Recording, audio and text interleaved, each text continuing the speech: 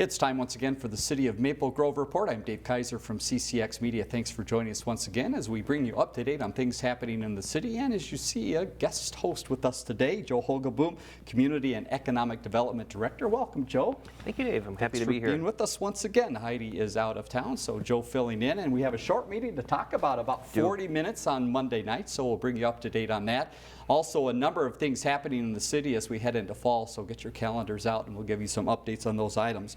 One item pulled from the consent, and this is a special event coming up in early October. Let us know a little bit more about why that was pulled and what the emphasis is. Absolutely. That is an event that was pulled to honor what it is, and it's called Light the Night, and it is to honor fallen firefighters who lost their lives in the line of duty. And so it's October 2nd through October 9th. We will be lighting Town Green red in honor. And folks at home, if they wanted to put a red light bulb in their lights that are outside at night, that would be a great way to honor as well. Very nice. All right. Again, coming up in early October. Now to the couple items that were more informational, and one very fun item that happens on an annual basis, and it's time to award the winners of the photo contest. So you had lots of guests in the crowd. We did. Annual photo contest. It's a great opportunity for us as the city to get some great pictures from around the city. So it's a two-way relationship with the photographers. Yeah. Carol Morris puts it together. She does a fantastic job. This year we had over 400 entries. There's 5 different categories plus a viewer's choice award, and so the mayor honored each of the top 3 winners from each category, as well as the viewer's choice. Yeah. We had over 2,100 votes this year. Wow. And so we were really happy to have those pictures, and we do use them for our website and other publications that we put out, so we're really happy to have those. All right, social media as well. So again, watch the Facebook page from the city and you'll see probably your neighbor's pictures out there. Next presentation, Minneapolis Regional Chamber, organization that helps serve the city as well. Tell us a little bit about that relationship and what they had to say. Sure. Well, early on, the city of Maple Grove was represented by the Twin West Chamber of Commerce that represented some of the western suburban communities.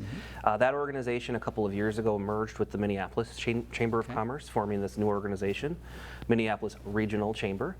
We had some representatives come and talk mostly about some of the business initiatives that they are involved in on behalf of the city. So, but they're doing a lot of work to link what is offered in our local community colleges and high schools with what the needs are out in the business community in the northwest suburbs. And so really happy to partner with them. Maple Grove was an early subscriber to that program, so we're in about our 4th year now participating, so happy to do that and to participate. All right, thanks for the representatives for coming and giving the update. One item under Community and Economic Development, and that is Magnify Financial. So give us a little background on this plan and the spot that they're looking to go into. Absolutely. Magnify Financial is a credit union. It was formerly known as the Central Minnesota Credit Union.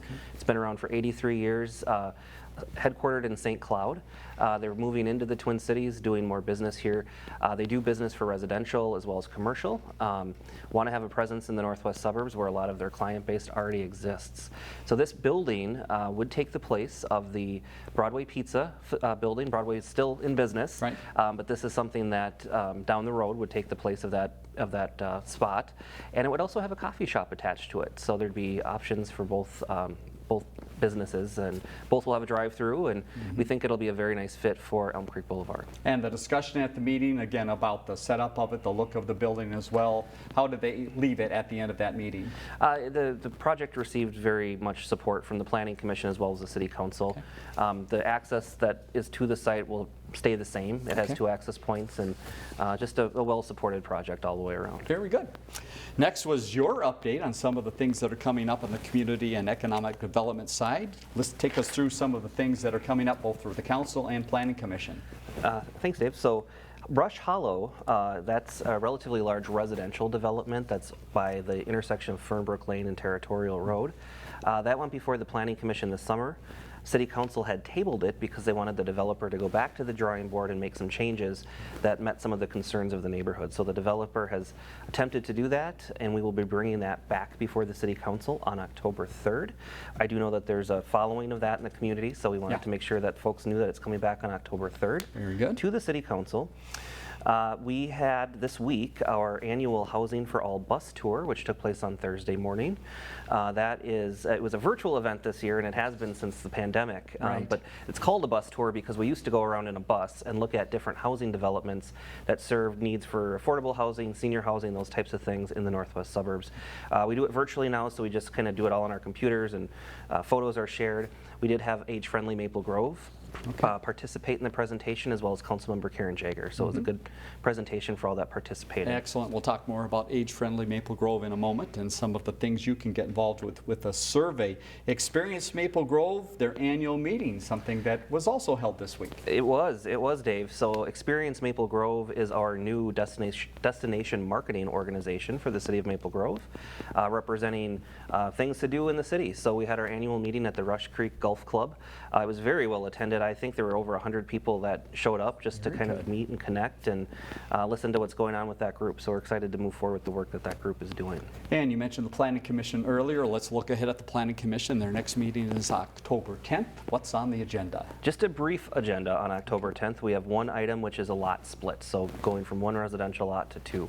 And that's it for October 10th. That'll give the folks at the Planning Commission a little breather after a very busy summer and fall season here as we started out. Engineering update, also administrative update with Heidi Nelson not being there. Ken Ashfield gave both. And he talked a little bit about some dates to put on your calendar if you want to clean up around home. Tell us about the couple options that residents have in Maple Grove to clean some things up. Yes, we have cleanup days coming just around the corner here. Get to my date here. So the first option is a curbside pickup, and that will be Monday, October 3rd, where folks can leave things at their curb. It will be picked up. They have to be on the curb no later than 7 a.m. So it's an early start to that.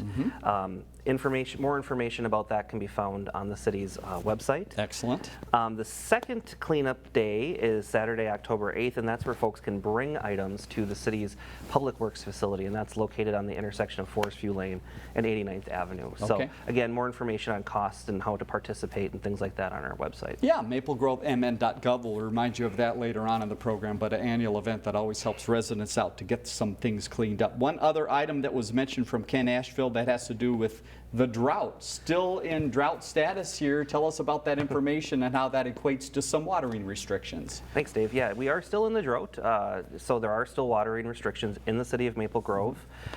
We do restrict watering from the hours of 10 a.m. to 6 p.m., mainly when that sun is at its full force. And then we also do impose the odd-even watering schedule. There are certain waivers that do apply, new sod and things like that, so we do have more information on our website if people are interested in finding that. Very good. All right, next council meeting then is on October 3rd, but that's it, a very short and to-the-point meeting. More to come up about October 3rd. We'll tell you about that at the end of the program. Let's go to some other notes that are happening around the city, and we had another big event that happened just recently. This was called Rockin the Grove. Tell us a little bit about the acts and the turnout. Rockin the Grove, it was back for another year. This is a big concert that the city participates in our Central Park. This year it was facilitated by the Maple Grove Lions, and so great turnout. We had some rock bands that were there. It was September 16th and 17th, and it wasn't ideal weather necessarily. We had a little bit of an overcast sky and a little bit of drizzle, but still a great event for folks to come out. So look forward to that next September for another round.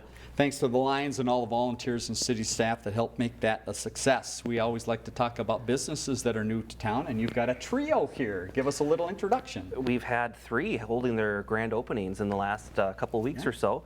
First of all, Keller Williams. If folks are driving along Interstate 94, 694 between 169 and Hemlock, they might have noticed this very attractive new building on the south side of the freeway. They just held their grand opening last week, as well as folks might have noticed the billboard that's next to it as well. So that's another thing that is sort of part of that development. Very true. Maple Grove Pediatric Dentistry, which is a dentist office that is obviously focuses on children's dentistry, opened in the Grove area near Target and the Maple Grove Hospital, so we welcome them to Maple Grove. And finally, Minji Digestive Health, which stands for Minnesota intestinal health. Okay. Opened up a new sort of regional type treatment facility just north of Highway 610 near the Maple Grove Hospital and Maple Grove Parkway. So we welcome them to Maple Grove as well. Great. Yeah, as always, a lot of new businesses coming to the area. Let's talk a little bit about the community center project. A lot of information available on this. Let's give you the website right now. We'll mention it again. growingtogethermaplegrove.org is where you can find out much more. Again, give us a little overview of what's happening here and some of the discussion that's going on and how it relates to the election. Absolutely. Well, again, just brief recap is the city is proposing to do some major upgrades to the facility, to the community center being built in 1997. So a lot of things are needed. The city put together information on what that would look like on the website that you referenced. We've been putting information out sort of all spring and summer, and that culminated in a open house that was held just recently, and we received a pretty good turnout from folks coming in. Some very good questions were asked and those types of things. People are also able to kind of tour the facility a little bit and take a look at some of the areas that we feel need improvement. All right, so more information on that website, again, growingtogethermaplegrove.org, and it does relate to the election, and it is already election season. Absentee voting starting up this week as well as we record this, so give the folks in the city a little update on what they need to know about voting. Yes, early voting starts on Friday, so Friday, September 23rd. Everybody that's a resident of Maple Grove, their early voting location will be the Maple Grove Government Center on Arbor Lakes Parkway. Okay. So we are open 8 to 4:30 Monday through Friday, and again, that opens up on Friday. Very good. All right, and information again about that on the city's website. And again, Election Day is November 8th. You can certainly still vote at that point. Some changes in some of the precincts in the city of Maple Grove as well, so make sure you go to the website before you head out to the polls if you do so on the 8th. Main Street revitalization, I know something you've been watching very closely and very involved in. Yes. So give us an update of some of the cones and where we need to be careful and how progress is moving ahead. Yes, well, this is sort of my passion. This is a long project that was sort of long overdue, and revitalizing the entire corridor from Elm Creek Boulevard all the way up to where 3 Squares is on Arbor Lakes Parkway.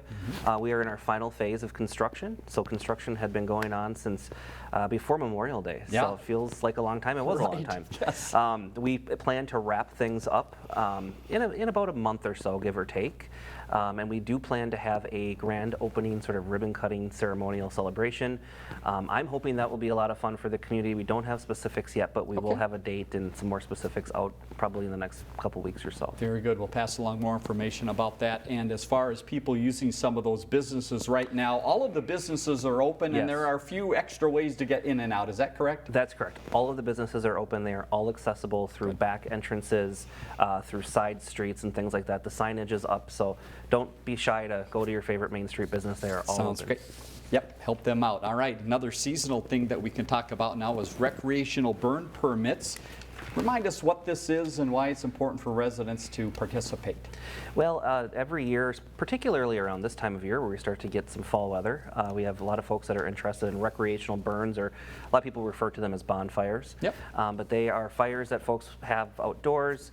From a safety standpoint, we do want to make sure that folks are doing things properly, and that means keeping the fires a safe distance from flammable material, from homes, from other buildings. It also talks about the type of material folks can use in the burn. Burning brush, leaves, sticks, things like that is not allowed. Okay. And so a permit is required from the city. It can be retrieved online. There is no cost to the permit, but we just want to make sure that people are aware of the rules when they're having a recreational fire. All right, and another topic equating to that and similar is Fire Prevention Week. So again, they're wanting to make sure we're all safe, and they've got a special week in October. What's the focus this year? The focus this year is making sure that people in their homes have a safe exit strategy in case there is a fire or other emergency. The schools are hitting this pretty hard as well. So Fire Prevention Week this week is October 9th through October 15th. And the city newsletter has lots of information about that and talking about, again, those couple ways to get out of your home. Community Center annual maintenance shutdown. It's the time of year where a lot of the big use of it over the fall and summertime is done, but you want to get it ready for winter. So what happens inside and what are those dates? The dates are that the indoor pool as well as the indoor gym will be closed through September 25th. Okay. The indoor playground will be closed from the 26th through the 30th.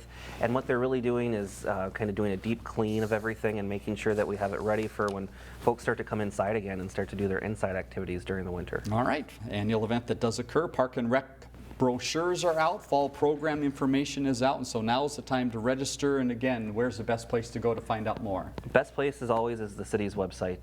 We have a lot of information on all the classes. You can register there, so please visit our website. And neat part about that too, all ages as well can get involved. So take a look, everyone in the family. Farmers Market, Yes. How's the season coming along? And we're still outdoors, right? We're still outdoors. There is an abundance, as you can imagine, at harvest time of vegetables and fruits and flowers and things like that. So probably the best time of year to come visit it. So stop on down. It's Thursday afternoons into the evenings. All right, and all sorts of goodies there. I'm going to read the list here of some of the things. Meats, breads, baked goods, salsa, jams, pickles, barbecue sauce, granola, spices, so much more. And again, some other things you can just get right on site there with smoothies and coffees and things to try out. So stop by 3 to 7 p.m. Here's a fun one, and the name is a little bit of a tongue twister, so let's give it a try. Harvest Toberfest is coming up on October 8th. What's the activity going on? This is one of my favorites around town. Harvest Toberfest is, I believe this is the third year. We started it during the COVID pandemic to give folks something outdoors to do, but it's really just an Oktoberfest celebration. So there's going to be food trucks, there's going to be activities, and there's going to be beer because it is Oktoberfest. Okay. So that's at Central Park from 4 to 9 p.m. on Saturday, October 8th. And so it's a great event. We encourage folks to come check it out. Get out and get involved, have some fun there. Age-friendly community survey, we mentioned this a little bit earlier, a busy group in town. Tell us more about the survey and why this is important for the city. Absolutely. Age-friendly Maple Grove is a group that really is meant to look out for the interests of senior citizens and older folks in the community. And so this survey really focuses a lot on what they feel that they would need to kind of foster in the community. So are our parks serving them well? If not, what different kinds of things can we do in the parks? Are you finding that your housing needs are being met? What other kinds of housing needs would you be looking for that you don't already have in Maple Grove? So the survey is out. It's anonymous, and so folks can feel free to take that. And so again, there's a link on our website, but we also have other ways to get it. It's available at the library and in other forms as well. So all right, and a direct website as well, agefriendlymaplegrove.org. So go there, or again, go to maplegrovemn.gov. You can find out more there. Final note we want to pass along, one more thing for your calendar in a busy time of the year, Maria's Voice event. Tell us a little bit about this special event. That's an annual event as well. Absolutely. Maria's Voice, of course, is a group that stands against domestic violence and stands for awareness of domestic violence. And so this is their annual event, Thursday, October 6th. It's held at Town Green. There'll be music, speakers, and a candlelight vigil. So it's a rain or shine event. It runs from 6 to 7 p.m. All right, check-in starting at 5 p.m., so head out there and enjoy. Joe, thank you so much for the information. Always great to touch base with you, and you've got a busy schedule ahead with Main Street and a lot going on, so we'll let you get back to the office. Let's give you some more dates here and things to remember about Maple Grove. That next meeting for the council is on Monday, October 3rd, 7:30 p.m. at the Government Center. Phone number at the bottom of the screen, and we mentioned it many times, the website maplegrovemn.gov. A lot of information there about some of the things happening in the city and also a lot of things coming up. For Joe Hogaboom, I'm Dave Kaiser. Thanks for joining us on the City of Maple Grove Report.